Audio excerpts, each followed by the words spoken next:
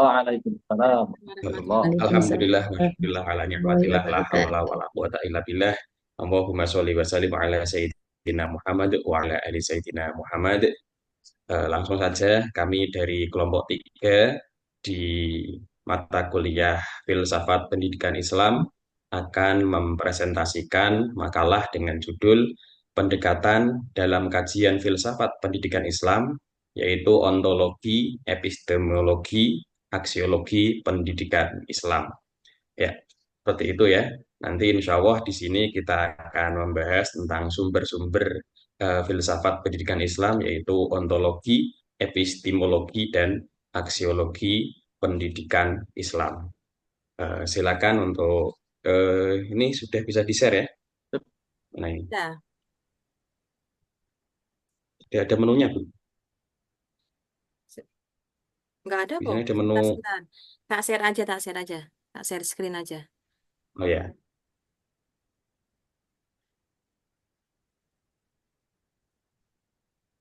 Sudah kelihatan? Udah ya. Belum, Awanida. ya, ya, ya. Kami dari kelompok 3 yang terdiri dari Bapak Haidarur Rahman, saya sendiri Fathur Rahman, kemudian yang ketiga Bu Risalat bin Sutadi, kemudian yang keempat Bu Ismatul Maula. Yang pertama, tentang pengertian filsafat pendidikan Islam akan saya terangkan. Di sini filsafat pendidikan Islam, yaitu ya tentu saja di sini filsafat telah kita ketahui bersama. Filsafat itu adalah konsep berpikir, cara berpikir. Tetapi di sini, yaitu tentang pendidikan Islam, berarti dilandaskan dengan ajaran-ajaran agama Islam. Nah, yaitu dengan dikembangkan menjadi manusia Muslim yang menjadi pribadi agama Islam, ya, yang mengkaji tentang masalah hubungan dengan pendidikan Islam. Jadi hubungan filsafat, pemikiran-pemikiran tentang Islam.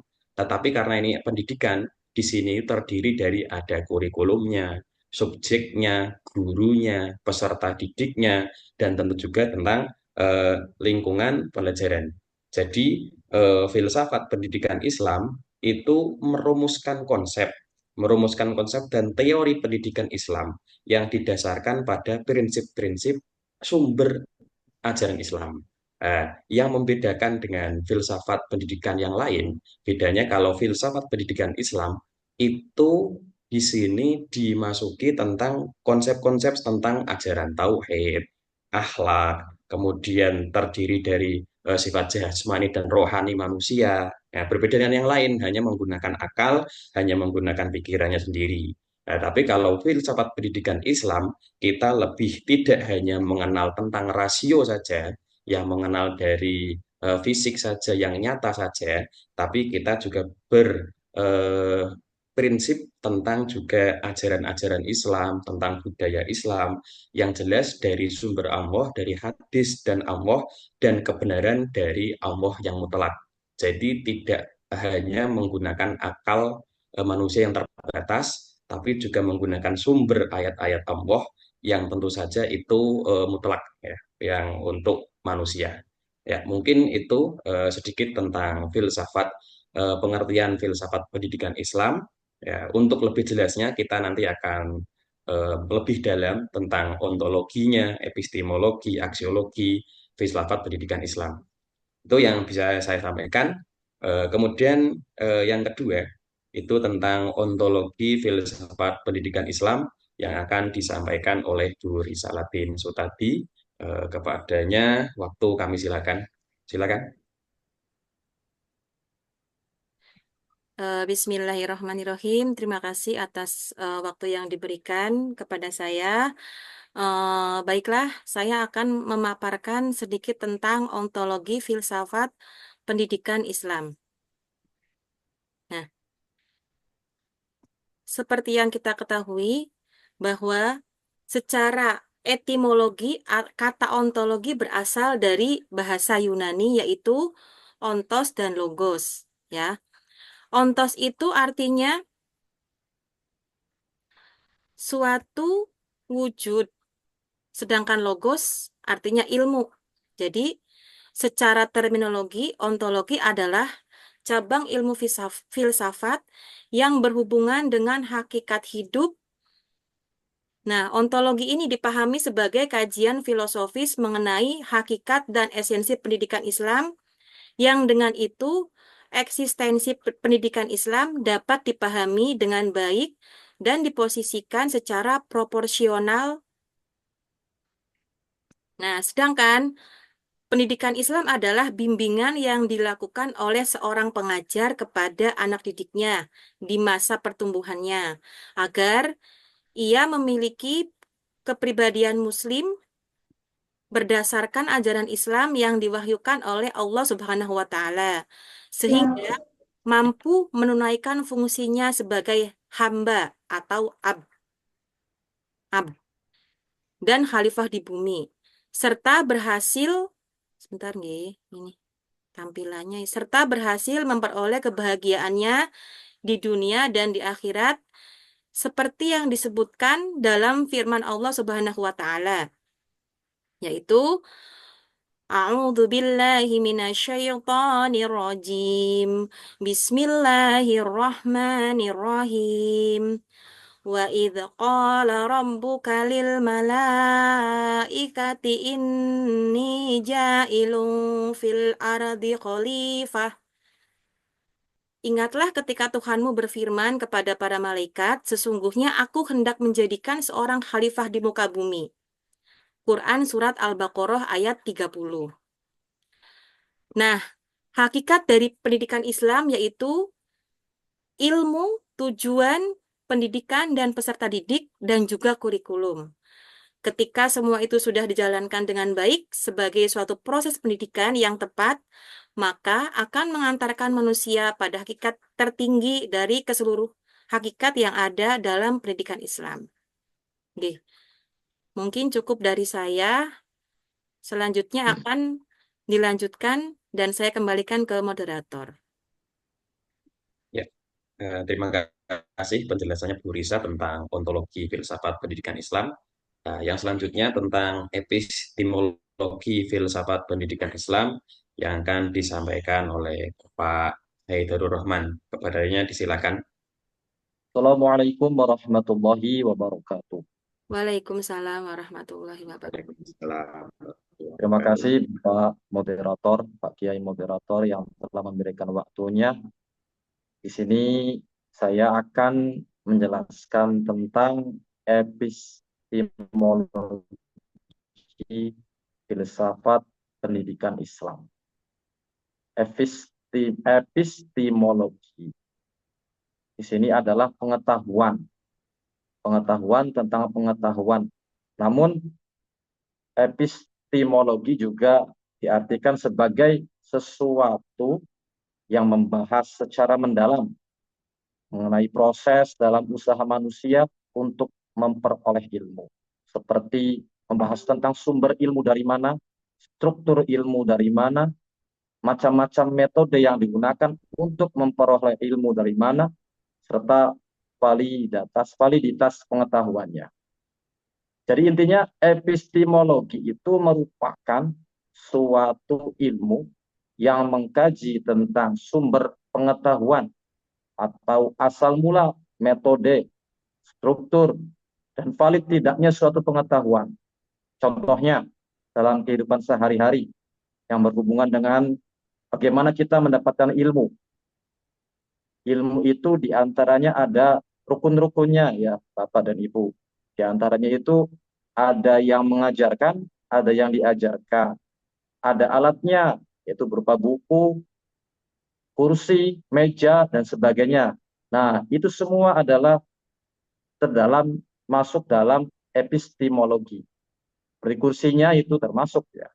Nah, di sini epistemologi pendidikan Islam adalah upaya cara atau langkah-langkah untuk mendapatkan pengetahuan pendidikan yang berdasarkan Al-Quran dan hadis. Nah, di sini diterangkan juga dalam memperoleh epistemologi pendidikan Islam itu harus digunakan metode-metode yang bagus untuk memperoleh ilmu.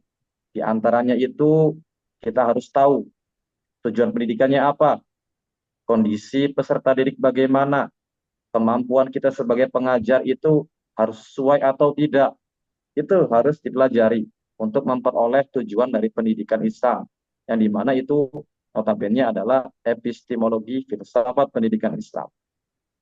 Namun di sini kami menguraikan apa yang telah dinukil atau pendapat dari Ibu Harisa di sini ya. Metode berdasarkan ada 3 aspek, yaitu sifat dan kepentingan yang berkenaan dengan tujuan utama pendidikan Islam, yaitu pembinaan akhlak tentunya, akhlakul karimah, untuk mencapai atau tujuan manusia sebagai hamba Allah yang berakhlakul karimah. Terus metode yang betul-betul berlaku disebutkan dalam Al-Quran, karena memang Al-Quran itu adalah suri tauladan. Suri tauladan di sini bisa terjemahkan ke dalam ke Nabi Muhammad yang merupakan adalah akhlaknya itu Al-Quran. Terus ketiga itu membicarakan tentang penggerakan atau motivasi dan disiplin. Bagaimana cara kita menyampaikan kepada para peserta didik untuk mendapatkan ilmu, diantaranya akan diganjar dengan pahala. Apabila kita tidak atau apabila kita mengingkari untuk tidak menuntut ilmu, maka akan ada hukumnya, yaitu siksa. Terus juga di sini ada metode-metode yang paling penting yang menurut An-Nahlawi sebagai berikut, yaitu metode percakapan secara hiwar atau percakapan secara Qur'ani atau nabawi, mungkin secara bersifat pendekatan dengan mengedepankan prinsip-prinsip akhlak Nabi atau di dalam Al-Quran juga. Terus metode untuk mendidik dengan kisah-kisah Qur'ani sebagai i'tibar atau pembelajaran. Orang seperti ini hasilnya begini. Orang yang baik hasilnya akan baik pula. Orang yang durhaka hasilnya akan mendapatkan siksa tentunya. Di dalam juga ada diantaranya mendidik dengan kisah-kisah para nabi sebagai i'tibar kita untuk mendidik para peserta didik. Kemudian mendidik dengan amsal perumpamaan. Sekilas ada berbagai macam kias-kias ya di Al-Quran dan hadis Nabi yang merupakan sumber pengetahuan, bisa juga untuk kita sampaikan kepada peserta didik. Kemudian mendidik dengan memberi teladan. Kita juga harus memberikan teladan. Tidak boleh teori terus yang disampaikan, harus ada praktek. Guru digugu dan ditiru. Jangan memberikan tulisan-tulisan saja tanpa kita melakukannya. Insya Allah dengan kita adanya berbuat atau mempraktekkan ilmu, peserta didik juga akan mengikutinya. Seperti halnya salaman ya, musafahah atau memberikan salam. Kita ajarkan itu kepada peserta didik. Dimanapun berada kita sampaikan salam. Itu termasuk teladan. Nanti akan digunakan oleh peserta didik di rumahnya kepada orang tuanya. Kemudian mendidik dengan membiasakan diri dari pengalaman yang buruk, kita jadikan pelajaran untuk tidak dilakukan. Pengalaman yang baik, kita jadikan motivasi untuk pembelajaran ke depannya lebih baik lagi. Terus juga mendidik dengan mengambil ibrah atau pelajaran, i'tibar atau mau'idhah. Di dalam Al-Quran dan hadis itu sangat banyak sekali. Bahkan kita juga boleh mengambil dari kisah-kisah Israiliyat. Kalau memang itu bagus, kita ambil sebagai pelajaran untuk dongeng kepada para peserta didik, supaya kita ambil nilai positifnya. Dan yang terakhir ada dengan mendidik dengan tarhib. Ya, tarhib wa tarhib. Ada itu kitabnya ya, tarhib wa tarhib.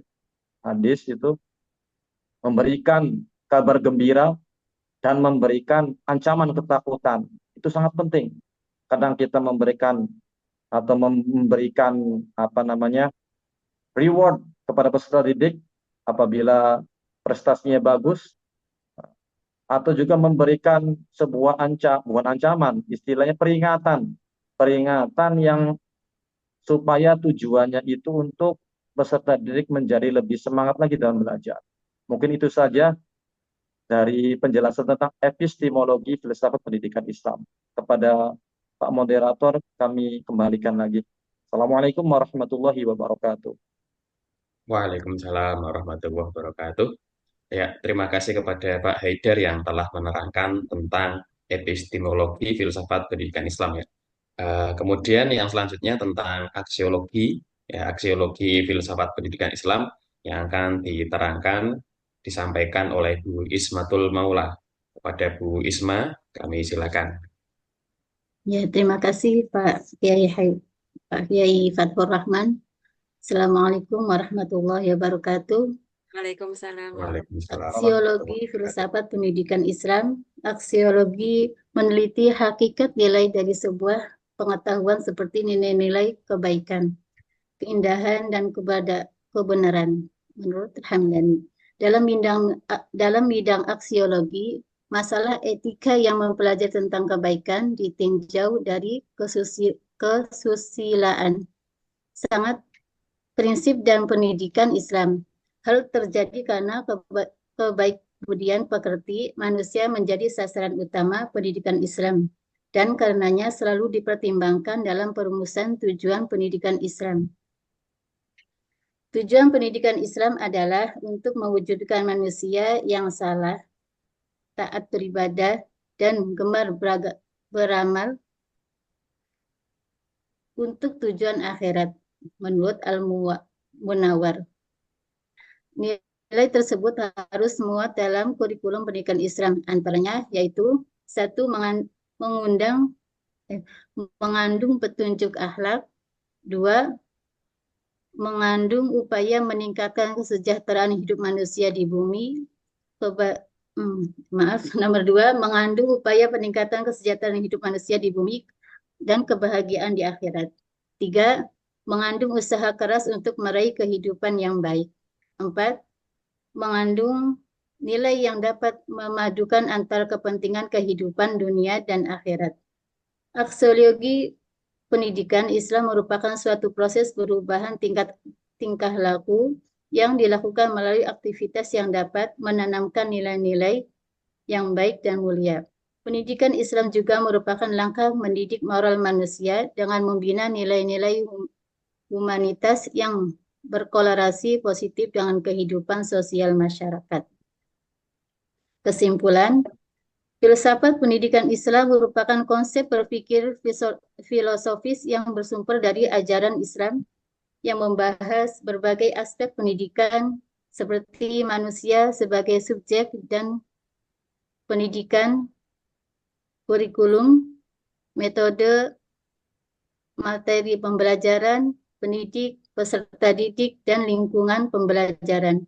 Ini melibatkan kajian mendalam terhadap ajaran Islam serta upaya